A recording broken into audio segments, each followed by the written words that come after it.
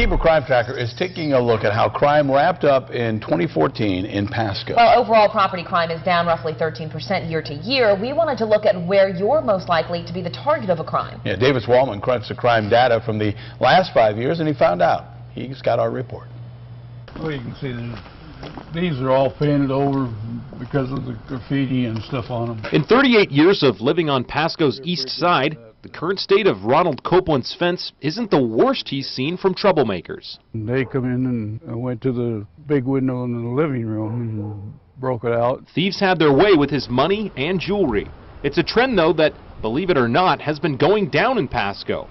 I looked at property crime over the last 5 years. Burglaries have fallen 3% in that time period, despite a 30% jump in 2013. The number of stolen cars is down a fifth. The only property crime that has gone up in that 5-year span is general theft, just a 3% bump. But the question is, what's the spread?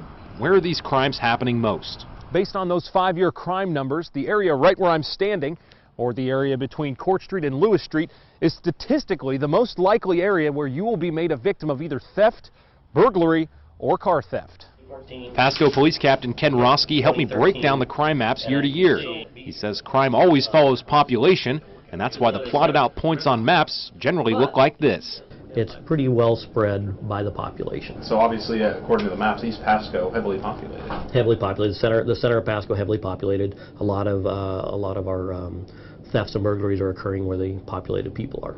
West Pasco is just more spread out, but despite a drop in crime, police say it's still about whether you feel safe. Do you usually feel pretty safe in your house?